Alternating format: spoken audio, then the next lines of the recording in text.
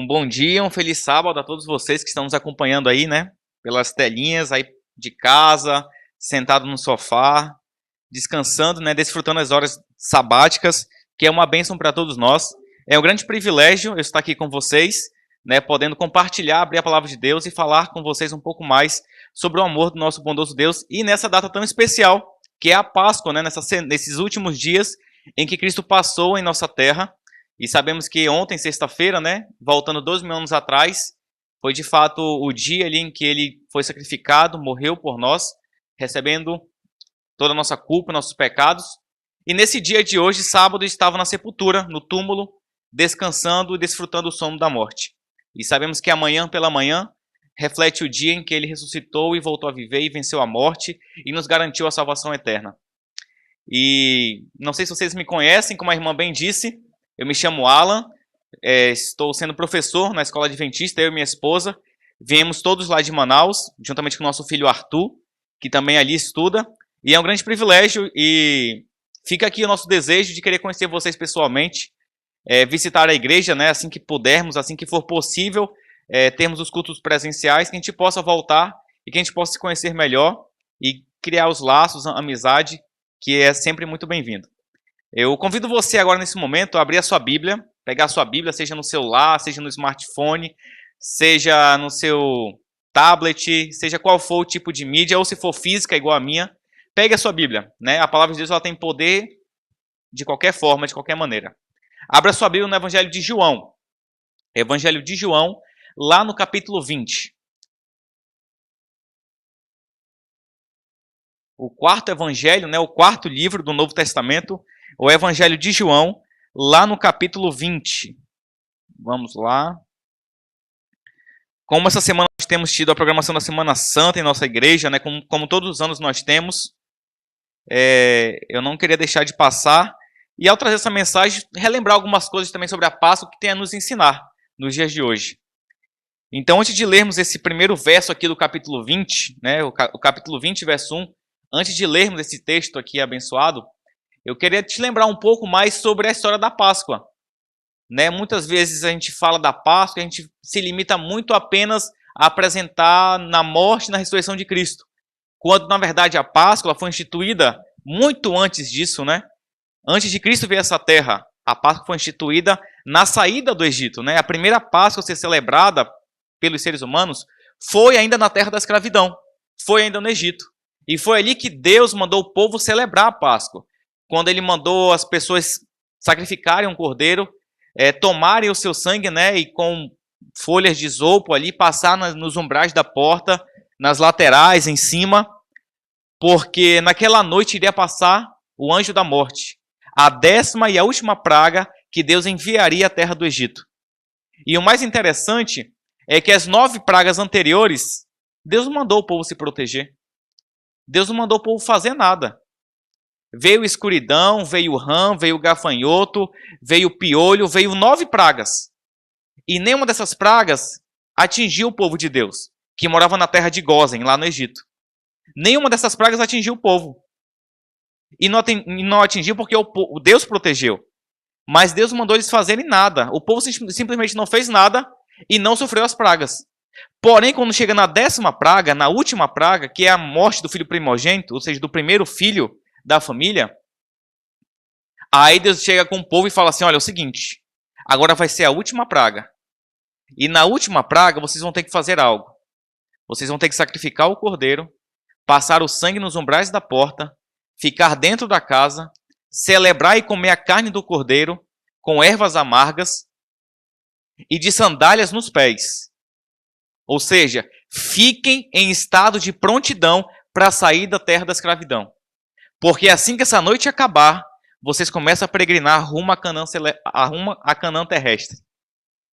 Então, irmãos, de fato, a Páscoa, né, desde a sua primeira vez que foi lá no Egito, ela representa 2 coisas.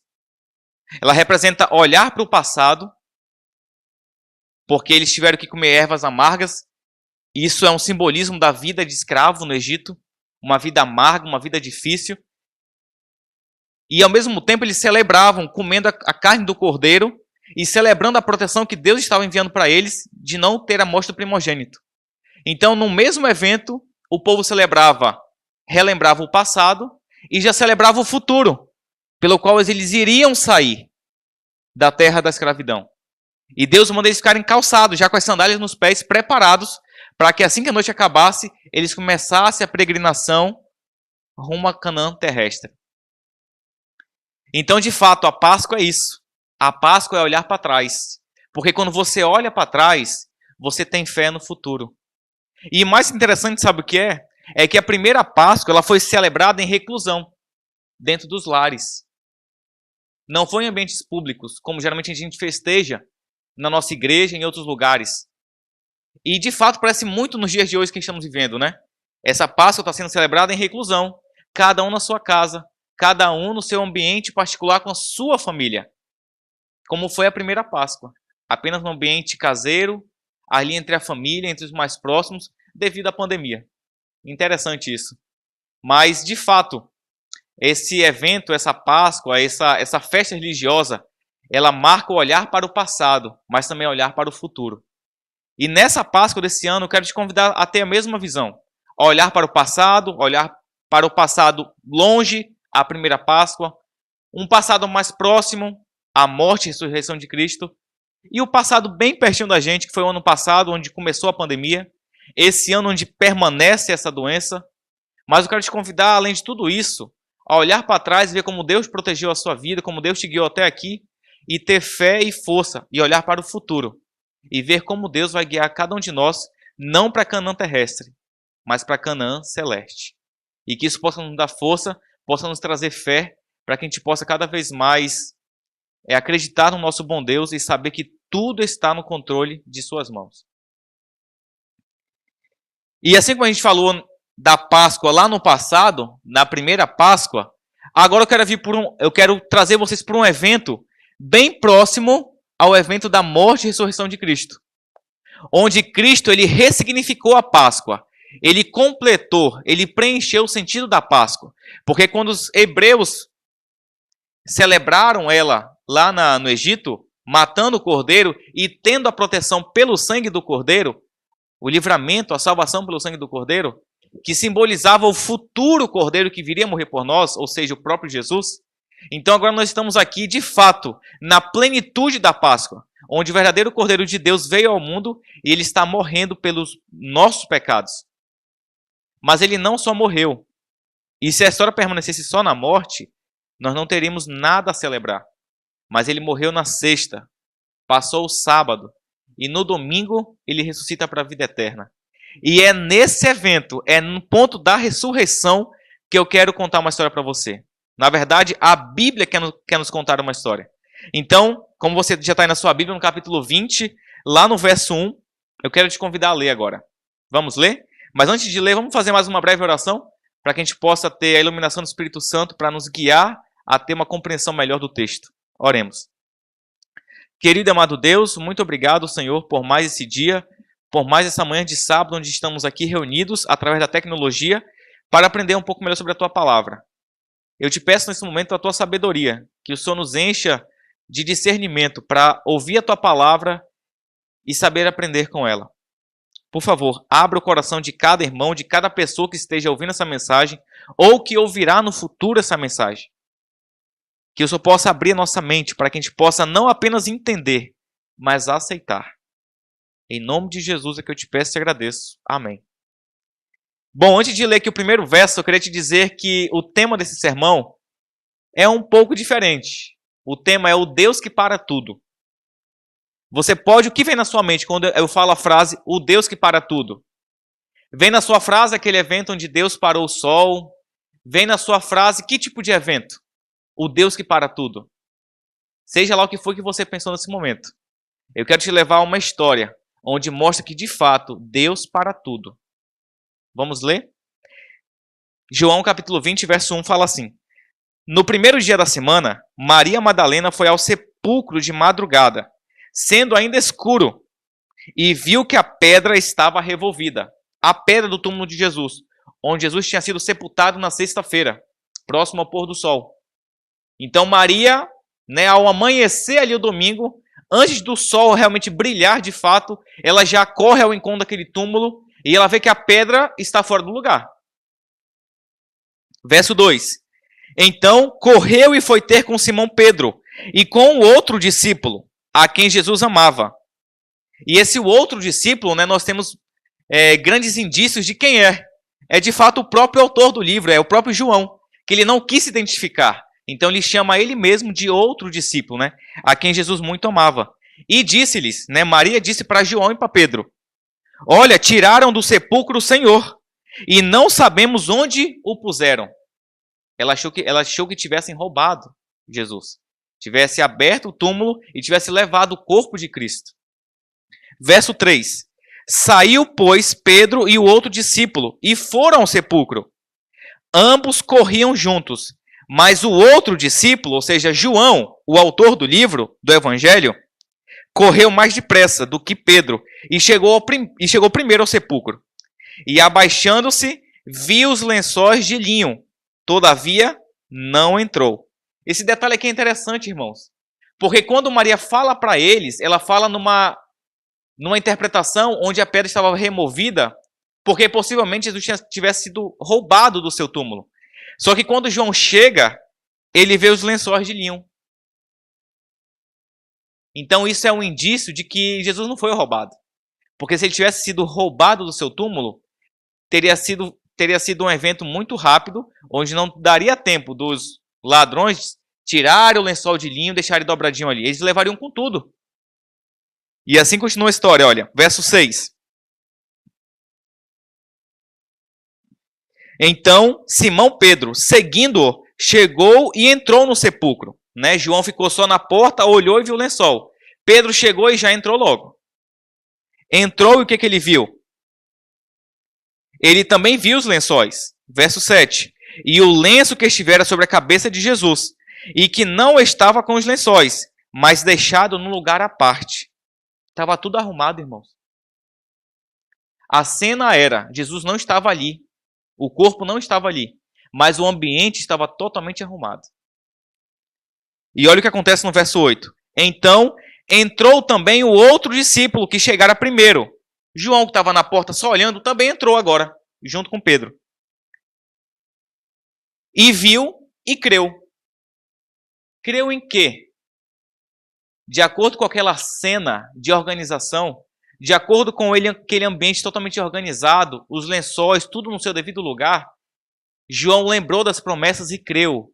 João foi a primeira pessoa a crer na ressurreição. Foi a primeira pessoa a entender que o corpo não estava ali, não é porque ele foi roubado, é porque ele havia vencido a morte, é porque ele havia ressuscitado. E ele creu.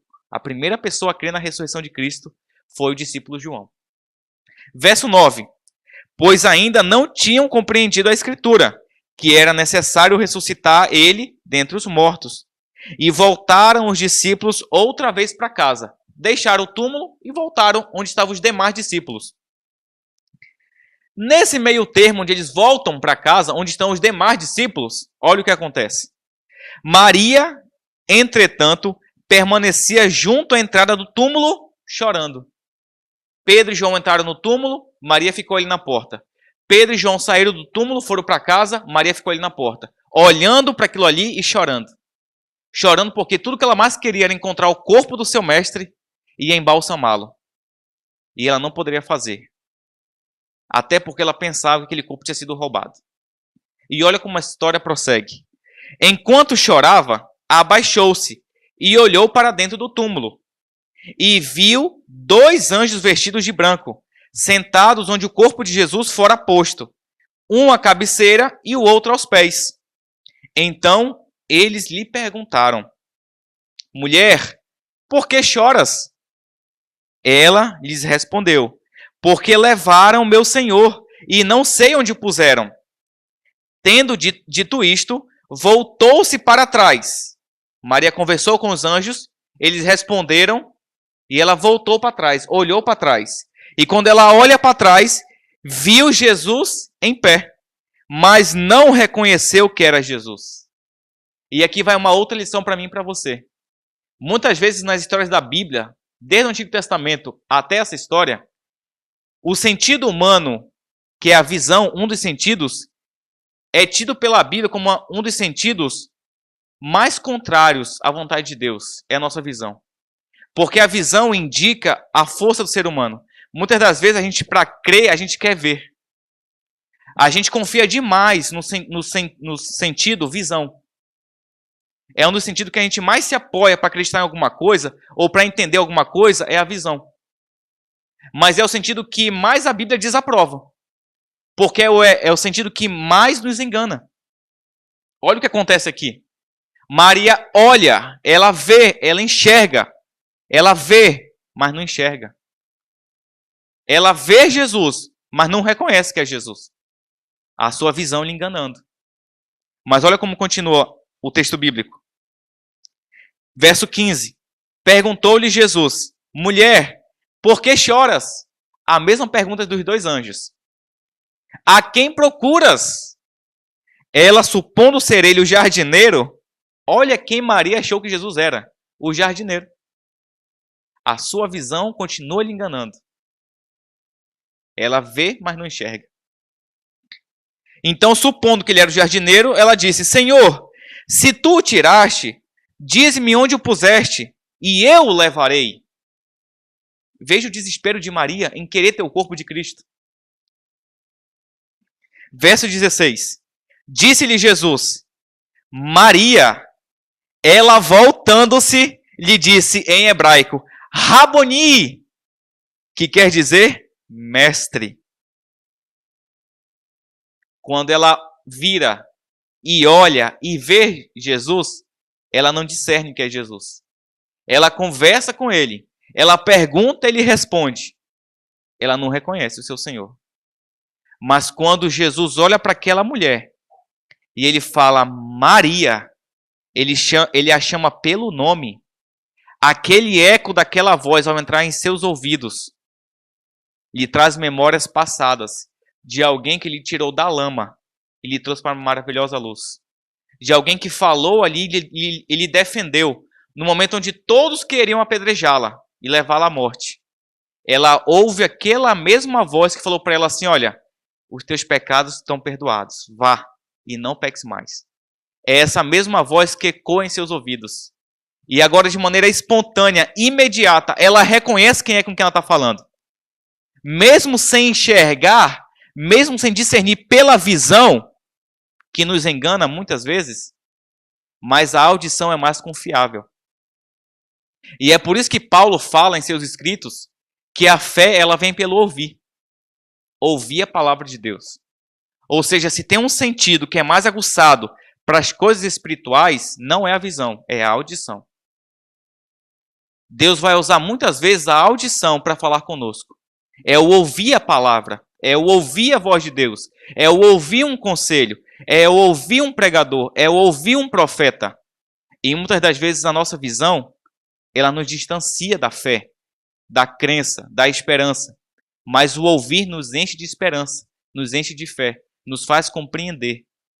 E foi aqui, de fato, nesse sentido, a audição que fez com que Maria reconhecesse com quem ela estava falando, que não era o jardineiro, era o seu mestre, era o seu Salvador que estava vivo e conversando com ela. E quando ela reconhece essa voz, ela fala o quê? Ela não fala, ela exclama. Você pode imaginar que Maria falando em alto e bom tom, chorando e rindo, e tremendo, e feliz, e alegre. E você pode ver Maria falando, Raboni, meu mestre. Ela reconhece que é Jesus. E assim continua a conversa deles, verso 17. Recomendou-lhe Jesus, não me detenhas, Maria. Ou seja, não continue me segurando. Não me detenhas aqui. A mulher estava tão alegre, estava tão entusiasmada, tão animada, porque minutos antes ela estava triste, depressiva, e agora ela está morta de alegre, conversando com ele, e Jesus do nada fala, olha, não me detenhas, não continue me segurando aqui, não me atrase, por favor. E ele explica por quê. Porque ainda não subi para meu pai, mas vai ter com os meus irmãos, e dize-lhes, subo para o meu pai e vosso pai, para meu Deus e vosso Deus. Então saiu Maria Madalena, anunciando aos discípulos, viu o Senhor e contava que ele lhe dissera estas coisas. Que texto mais impressionante. 3 pessoas aparecem nesse relato aqui, né? Em alguns relatos aparecem mais algumas mulheres junto com Maria. Mas nesse relato de João, ele decide destacar apenas Maria Madalena, Pedro e João. Vamos ficar com esses 3 aqui. Os 3 aparecem. Os 2 entram no túmulo. Maria fica só fora na porta. Os 2 entram, vê tudo aquela cena. João crê, eles saem e voltam para encontrar os demais discípulos. Maria não volta. Maria não volta com eles. Maria fica lá. Ela persiste. Ela fala, eu não entendi ainda por que ele não está aqui. E porque eu não entendi, porque eu não aceito isso, eu vou ficar aqui até eu entender. Até ele aparecer de novo aqui. E ela ficou ali persistindo e chorando. Quando eu falo em persistência, de quem que você lembra? Na minha mente vem Jacó.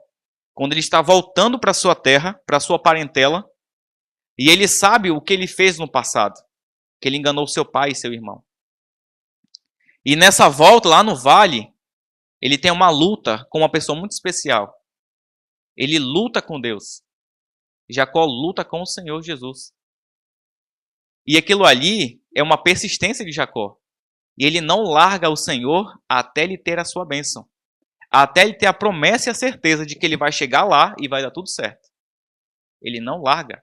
Ele continua ali persistindo. Maria Madalena, com esse mesmo espírito de Jacó, continua ali na porta do sepulcro, dizendo, eu não saio daqui enquanto não ver o meu Senhor.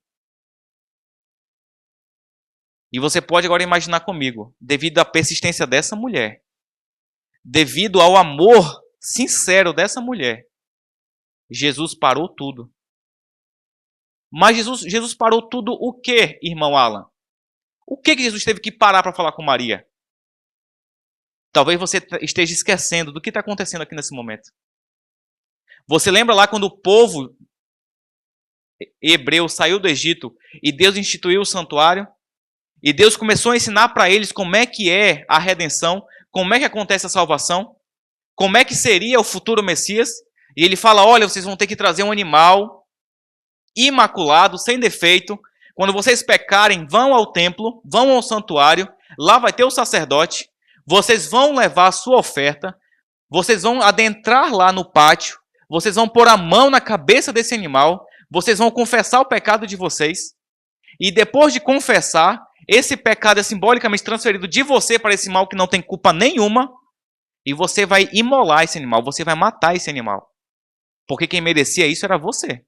Mas esse animal vai dar vida por você. E então o sacerdote vai colher esse sangue que vai ser derramado e vai adentrar para o santuário, para o lugar santo. E lá ele vai aspergir esse sangue frente ao véu do lugar santíssimo. Como se fosse uma maneira de levar o pecado, o teu pecado, para dentro do santuário, para próximo de Deus, para que você então, ao sacerdote sair dali, você receba o teu perdão. Você fique limpo, justo para com Deus. Era assim que acontecia no Antigo Testamento. Era assim que o perdão ocorria. Foi assim que Deus ensinou de forma didática para o povo como é que tem que resolver o problema do pecado.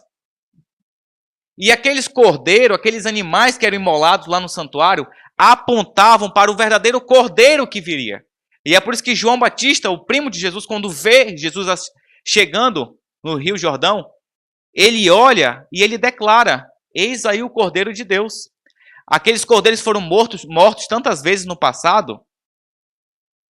Está aqui o verdadeiro Cordeiro, que vai morrer uma vez por todas para pagar o preço do pecado. Jesus identifica Jesus como o Cordeiro de Deus. Então, com essa mentalidade, você tem que ver essa história aqui. O que está acontecendo aqui é que na sexta-feira o Cordeiro de Deus foi morto. E foi sepultado. Só que, diferentemente dos cordeiros anteriores que morriam e ali eram queimados, esse cordeiro veio e morreu. Pagou o preço do nosso pecado, derramou o seu sangue por cada um de nós. Mas no terceiro dia, pela manhã do domingo, ele ressuscita, ele volta a viver, ele vence a morte. Só que você tem que lembrar de um detalhe, que lá no santuário Não bastava o pecador chegar na porta, falar o seu pecado, botando a mão na cabeça do animal, e ele estava perdoado. Não era assim que acontecia. Para o pecador receber o perdão, ele tinha que ir lá, confessar o pecado, imolar o animal, o sacerdote iria colher aquele sangue que era derramado, e o sacerdote tinha que levar aquele sangue para onde? Para dentro do santuário.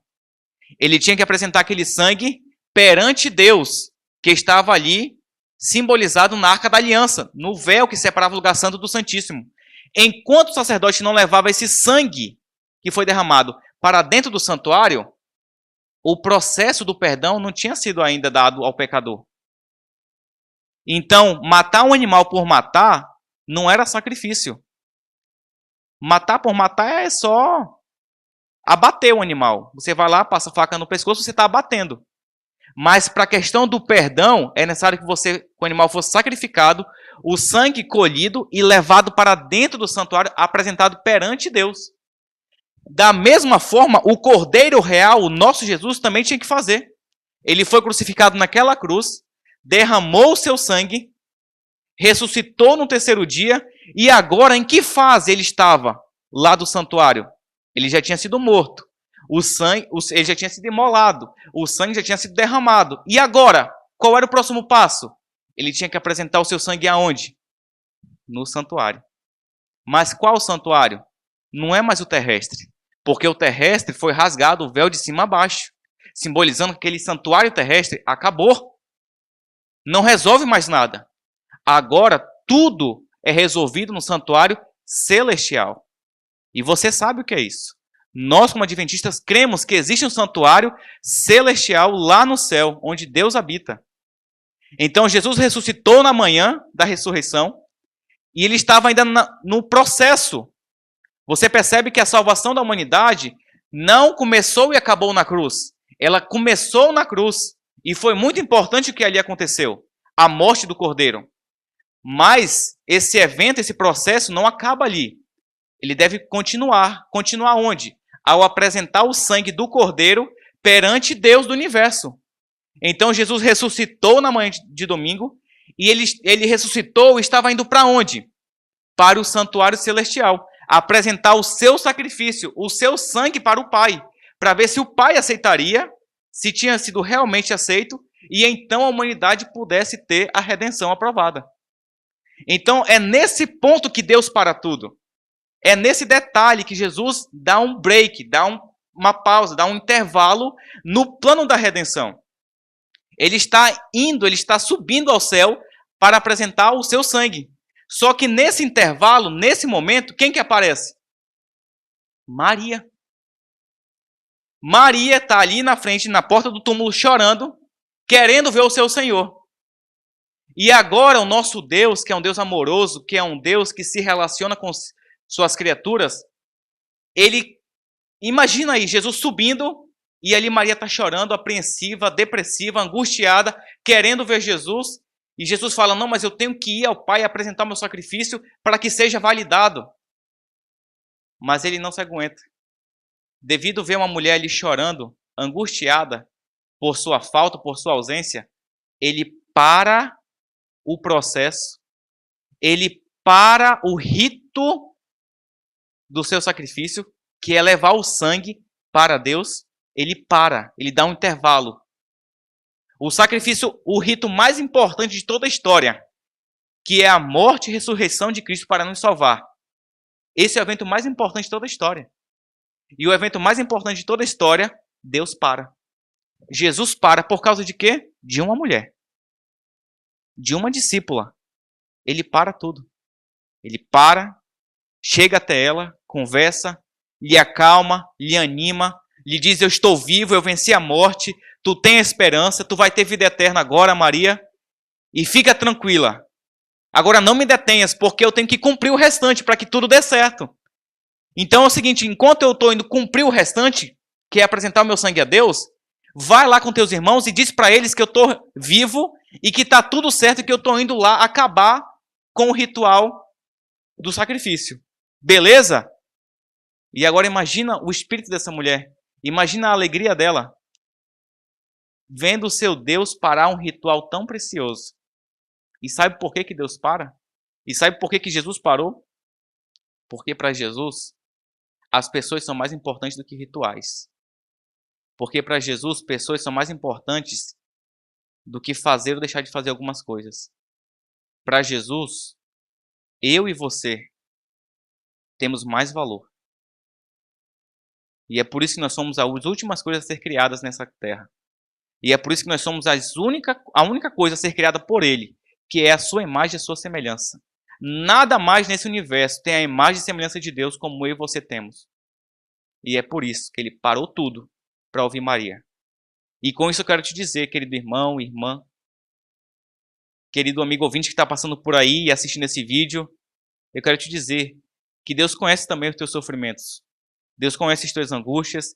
Deus conhece os teus momentos de tristeza, os teus momentos depressivos, os teus momentos ruins. Não pensa que Deus ele está aquém disso. Não, Ele está a par disso. E Ele se importa com você. Você pode imaginar um universo onde existe bilhões de estrelas, milhões de galáxias. Você já parou para pensar nisso, na grandeza que é o universo? Agora, vendo que o universo é grande, e o seu Criador deve ser maior ainda. E mesmo ele sendo maior do que tudo isso, ele para e vê cada ser humano de forma individual. Como ele viu Maria. Como ele vê a mim, como ele vê você. Esse é o Deus que para tudo. Esse é o Deus que te ama. Esse é o Deus da Páscoa. Esse é o Deus que para tudo. Para te acalmar, para te animar, para te dar uma palavra de ânimo e para morrer, viver e te salvar. Que Deus possa te abençoar grandemente. Que nessa Páscoa você possa lembrar de que o teu Senhor, de que o meu Senhor, que o nosso Deus, Ele deu a sua própria vida para nos resgatar de volta, para morar juntamente com Ele. Que Deus te abençoe grandemente. E agora eu quero te convidar a ter uma palavra de oração no final desse sermão. Oremos. Querido e bondoso Deus, muito obrigado, Senhor, por essa manhã, por essa palavra que aqui foi aberta e porque o Senhor deixou relatado essa história tão especial, onde vemos uma mulher que foi tão pecadora, que foi tão suja, que foi tão desprezada na sociedade, mas que o Senhor devolveu a ela a sua imagem, devolveu o seu valor, devolveu a sua credibilidade, devolveu a sua personalidade, devolveu o seu status de filha de Deus.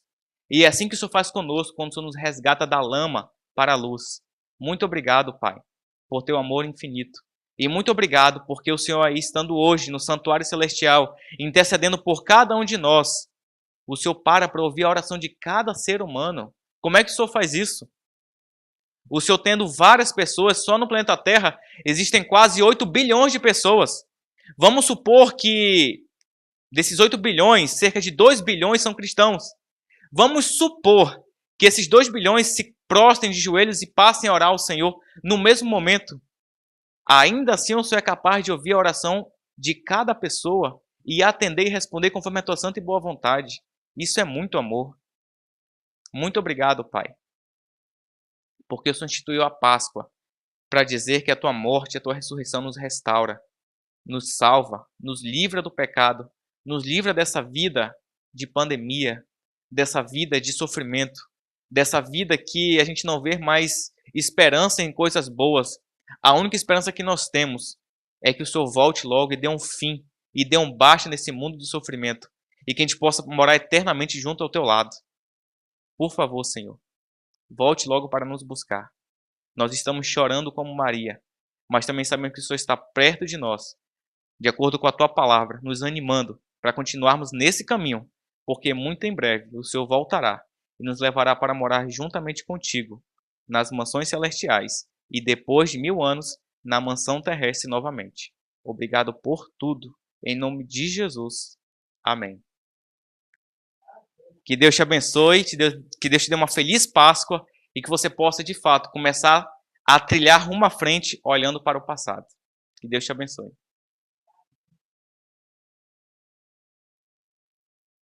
Nesse momento, eu gostaria de pedir para o nosso amigo aqui colocar o hino final, que é uma mensagem musical da nossa querida pré-adolescente, né, filha da irmã Lisiane.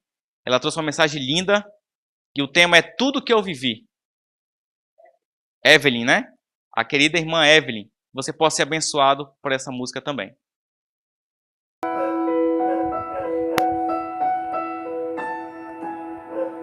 Não que eu seja tanta coisa, sou um grão de areia na imensidão,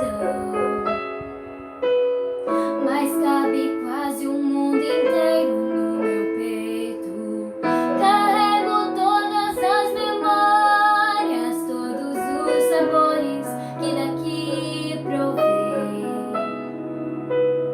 Levo comigo os abraços que ganhei, mas se tiver que definir em uma só palavra, resumir a minha história numa só canção, se nessa vida eu levasse um só nome, ele é Cristo. Tudo que eu vivi